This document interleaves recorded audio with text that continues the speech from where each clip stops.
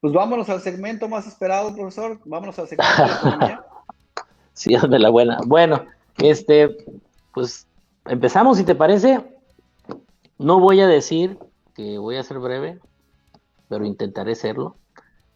Porque el día de hoy traigo algunos puntos interesantes que vamos a platicar y yo espero pues les resulten a ustedes agradables. Sobre todo interesante lo que estamos viendo porque la semana pasada hablábamos de los efectos positivos que nos trae la recuperación para este año. En recuperación, entre comillas, ya les platicaba yo que las únicas dos naciones que al parecer van a lograr niveles, digamos, positivos, inclusive hay quien sospecha que pueden ser casi iguales o superiores a los que tenían pre-pandemia, son solamente las dos economías más fuertes, ustedes saben cuáles son, que es Estados Unidos por un lado y China por otro.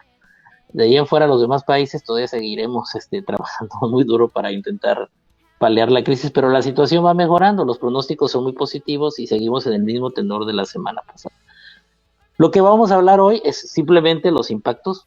Eh, Vamos a hablar también de esta parte que de repente no contemplamos, pero tiene que ver con la cuestión económica porque es parte fundamental de lo que hacemos, que es la cuestión de las emociones y cómo juegan a nivel económico. Pareciera que no. Eh, Desde que Gary Goleman manejaba lo de la inteligencia emocional y los asuntos que tienen que ver con la empresa y con negocios, va vinculado muchísimo a la productividad y eficiencia de las empresas. Y la salud, digamos, mental de nosotros y emocional de nosotros los seres humanos impacta, por supuesto, en cualquier actividad que tengamos social y, por supuesto, la economía. Lo primero que hay que señalar, Efraín, son los pronósticos que tiene, por ejemplo, el Fondo Monetario Internacional para este año. Voy a mencionar algunos, aquí tengo algunas notas importantes. La economía mundial, de acuerdo al Fondo Monetario, estará 1.8% por arriba del nivel previo a la pandemia este año. Espera el Fondo Monetario que haya una recuperación global. Esto no implica, como mencionaba ahorita, que todos los países van a estar en la dinámica, se van a mejorar. No, eso no va a pasar. Ya quedamos, solo hay dos economías que sí lo van a lograr. Ya sabemos cuáles son. Las demás, pues estamos ahí echándole ganas, nada más, para recobrar las pérdidas del año pasado. Fíjense bien, Estados Unidos sigue siendo la economía más grande del mundo, con un PIB de 20.8 billones o trillones de dólares en el 2020, con todo y la pandemia, de acuerdo con las últimas estimaciones que se tienen, ¿no?, del Fondo Monetario. El crecimiento del 5.1% que se pronostica para este año permitirá a la economía ubicarse precisamente 1.5% arriba de lo que tenía antes de la pandemia. Entonces es muy positivo para la economía americana. Y la segunda economía que va a lograr esos niveles, ya lo habíamos platicado la semana pasada por el mismo Fondo Monetario Internacional que hace sus estimaciones, inclusive la misma economía y los ministerios chinos de economía nos decían que ellos calculan un 6%, el Fondo Monetario hablaba de un 7.9%, pero el China ocupó el segundo lugar como país rico, con un Producto Interno Bruto de 14.9 billones de dólares, a pesar de haberse originado ahí la pandemia, a pesar de que ahí nació el COVID como tal. Mantiene un ritmo de crecimiento de 2.3% este año y el año pasado, y se espera un alza del 8.1% de su economía. Para el 21 se espera que llegue a 10.5% superior al 2019. Para que te des una idea, Efraín, de cómo van las cosas para ellos. Los demás países seguimos trabajando. Les decía, no hay un pronóstico así 100% positivo. Australia, India, pues están mostrando datos muy interesantes. Les comentaba que la Comisión Económica para América Latina señalaba que para nosotros las economías emergentes en América Latina va a ser un poquito más complicado. Hablábamos del caso, por ejemplo, en concreto de México. Sigue diciendo lo mismo el Fondo Monetario Internacional. Las dos economías más golpeadas de Latinoamérica son la argentina y la mexicana, porque los presidentes, digamos, no manejaron estas ideas contracíclicas que se ha estado, que todo el mundo manejó el año pasado. Pero aún con eso, se espera que Argentina tenga un 6.4% de su producción o de su riqueza por debajo de la del 2019 y México 4.5% por debajo, pero aún así es bastante positivo. Vamos a crecer. Ahora, quiero hablarte hoy, Efraín, si me permites, de unos impactos que están ahí, que no lo vemos, pero que es importante reconocerlos. Sobre todo porque la pandemia con su confinamiento trajo consigo una serie de detalles que pegan justo en lo que llamamos nosotros la inteligencia emocional de nosotros como agentes económicos, y eso impacta en la producción, por supuesto. Hay un estudio reciente que se publicó en el Journal Lancet de Psiquiatría, que nos maneja, fíjate el dato, es interesante. Incrementó a 5,000 los decesos en 63 países vía suicidio por desempleo. Ellos tienen un estudio que nos dice que del 2000 al 2011 fueron 45,000 suicidios provocados por desempleo. Para ellos esto también es otra pandemia, digamos, paralela a la pandemia que tenemos. Porque dice que el desempleo, a pesar de que no es inherente a las pandemias, sí es inherente a las crisis económicas. Y normalmente cuando de por sí siempre tenemos tasas de desempleo naturales que se esperan en la economía, y esas generan un grado o un nivel de riesgo en el suicidio. Pero en este caso, con la pandemia encima o en ciernes, este estudio nos demuestra que hay un riesgo de que incremente la cantidad de suicidios en el mundo.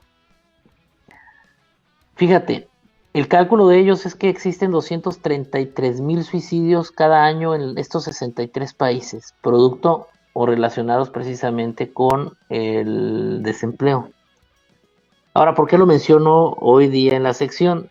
Porque entre los países que manejan ese rango o que están involucrados está Japón, está Rusia, está Rumania, está Dinamarca, está Alemania, está Reino Unido, está México, está Canadá y está Estados Unidos. O sea, estamos dentro del grupo de países que se ve afectado por eso.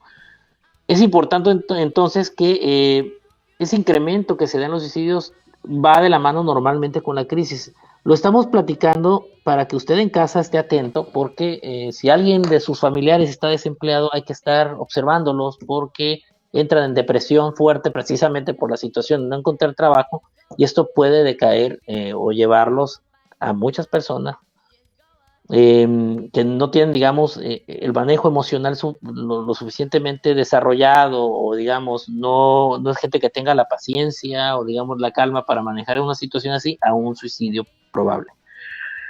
El desempleo está ligado a 41,148 suicidios, fíjate, en la crisis de 2007 previo a la del 2008, y de 41,000 pasó a 46,000 en 2009.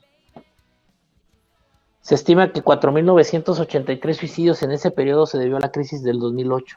Ese incremento se debió a eso, a la crisis económica, y precisamente porque no se tenía la posibilidad de conseguir trabajo rápidamente. Ahora imagínate una crisis como la actual, donde los sectores económicos están colapsando y que ahorita apenas se empiezan a recuperar, pues es algo que hay que tomar en cuenta. Por eso me pareció interesante esta nota, te la digo, me la compartió un alumno de la maestría, y eso se siente bien porque quiere decir que a uno lo aprecian.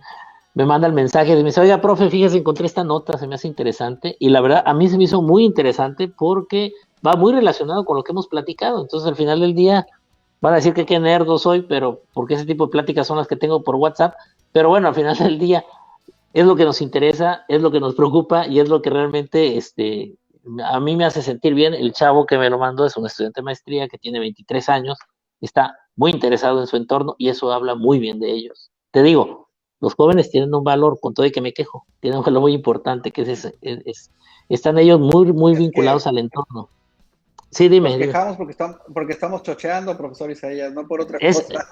Sí, oye, es una tasa natural de chochez. Yo sé, pues, producto que ya ando llegándole a la mitad del piso, del cuarto piso, pues ya me preocupa.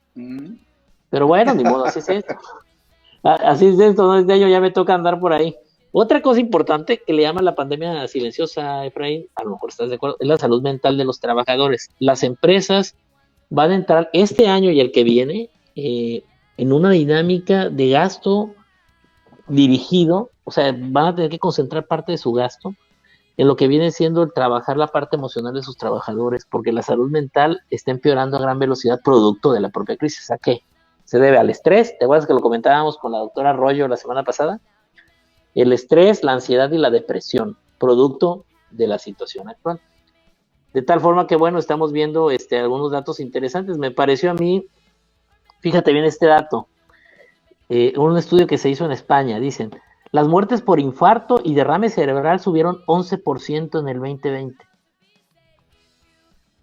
¿Cuántos no tuvimos en casa a alguien que le dio un preinfarto cerebral o algo parecido por miedo? O sea, en realidad fue por miedo. Hemos estado hablando mucho de eso.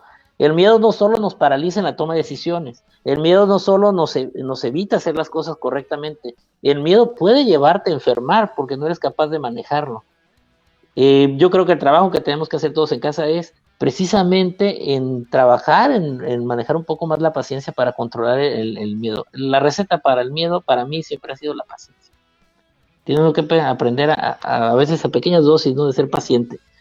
¿Es difícil manejarlo? Sí, sí es difícil manejarlo, pero siento yo que ayuda mucho a paliar. ¿Qué síntomas son los que han detectado? Fíjate bien, hay un incremento también del 20% en los psicofármacos, de acuerdo a este estudio en España. O sea, la gente está intentando buscar solucionar este problema de estrés a través de medicamentos. La Asociación de Mutuas de Accidentes de Trabajo, fíjate, la MAT en España, reportó algo muy interesante, que si bien los trastornos mentales en cuestión laboral disminuyeron en el 2020 a un 15%, lo que sí encontraron ellos era que cerca de 129 millones de euros fue el costo de las prestaciones que se incrementaron. O sea, quiere decir que la gente está estresada y que está demandando un gasto a las empresas en ese rubro. Te lo digo porque lo ligo un poquito con lo que nos platicaba la doctora Arroyo la semana pasada, ¿te acuerdas? De las licencias.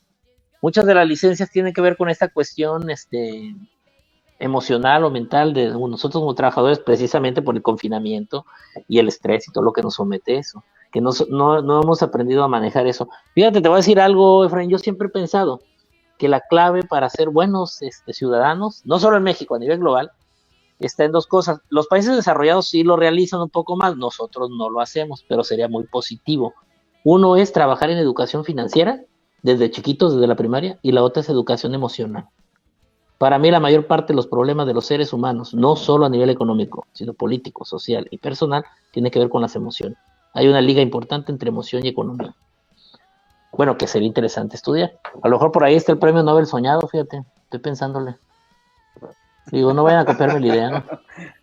No me vayan a copiar mi idea. No me vayan a copiar la idea. Ahora, hablamos pues, también del Día de la Mujer. Te digo que también es como un tocho morocho de la vez pasada, pero como ya más cargado a la parte emocional y el impacto en lo económico. Lo mencionabas hace rato que leías a Rosario Castellanos, el papel de la mujer. Esa semana ha sido muy intensa para las mujeres, es la semana de las mujeres. Hay cosas del feminismo que yo no estoy del todo de acuerdo, pero hay cosas que sí aplaudo y que sí tienen razón en lo que están peleando. Y una de ellas, fíjate, es esta tendencia que hay a cargarle la mano a la mujer. Siempre pasa. De hecho, todos los mexicanos los varones, tenemos una dosis de machismo.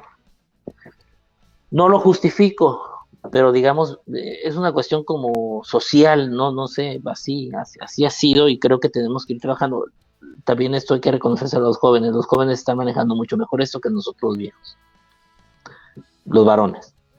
Y bueno, y también las chavas traen otro rollo. Yo lo veo con mi hija y traen un rollo interesante porque ellos sí, y una de las respuestas que me encantó de ella fue que una vez le quise platicar yo del romance y las medias naranjas y me dijo, no, papá, yo soy una naranja completa, yo no soy ninguna media naranja.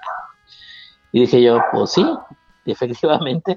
Me dejó callado, dije yo, ok, yo dejo ya de dar pláticas amorosas de ese tipo porque no sirvo para eso. Entonces definitivamente no. Ya los rollos esos han cambiado.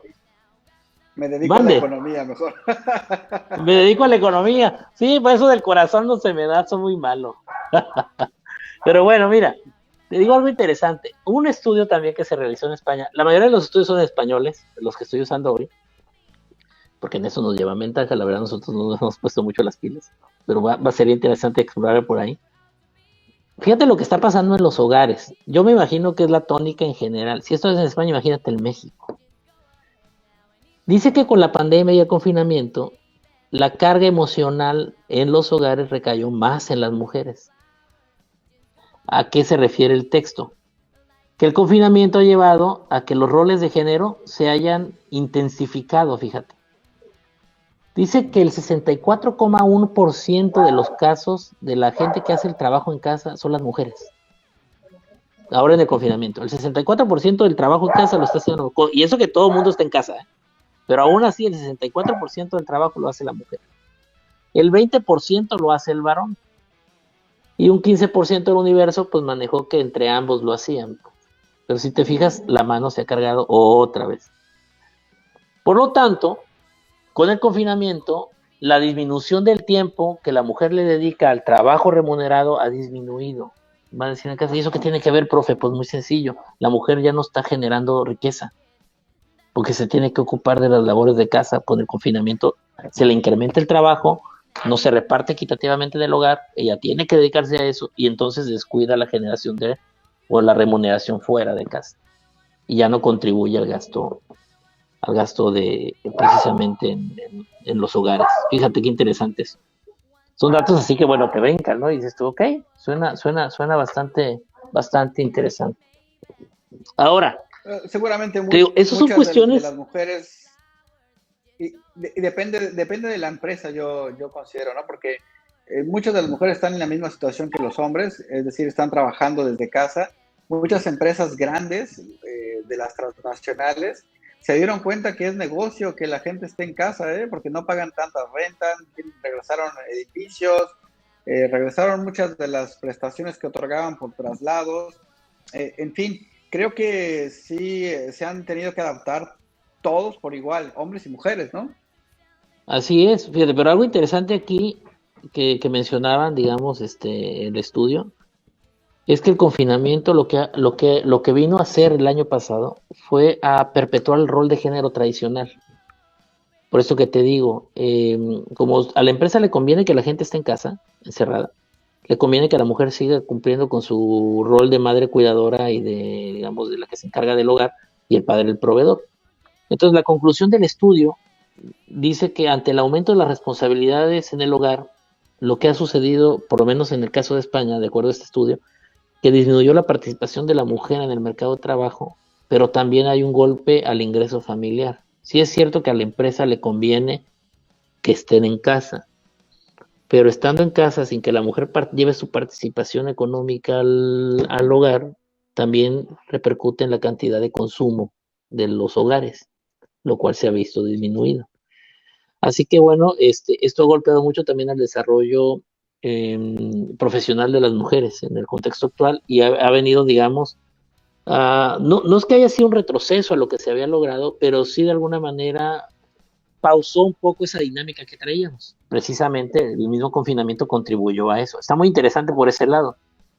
Ahora, te digo, esas son cosas que en general no contemplamos. Cuando hablamos de economía, tú lo has visto aquí, hablo del PIB, pudiera haber dedicado el día de hoy a algo genial que voy a dedicar probablemente un pedazo de la semana que viene, de esa justificación que da el presidente que el aumento de la gasolina se debe a los conservadores. Por favor, no, nomás le voy a decir esto hoy.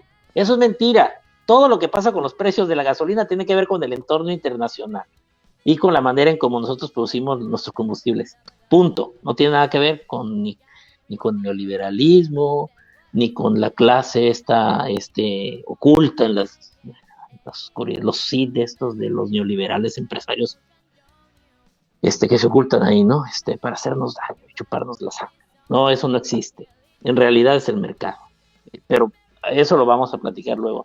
Pudiera haberlo dedicado a eso, pero me pareció más interesante, te digo, por la nota que me mandó el alumno, explorar el día de hoy, que en casa sepan también que los impactos tienen que ver que la cuestión emocional también impacta en la economía.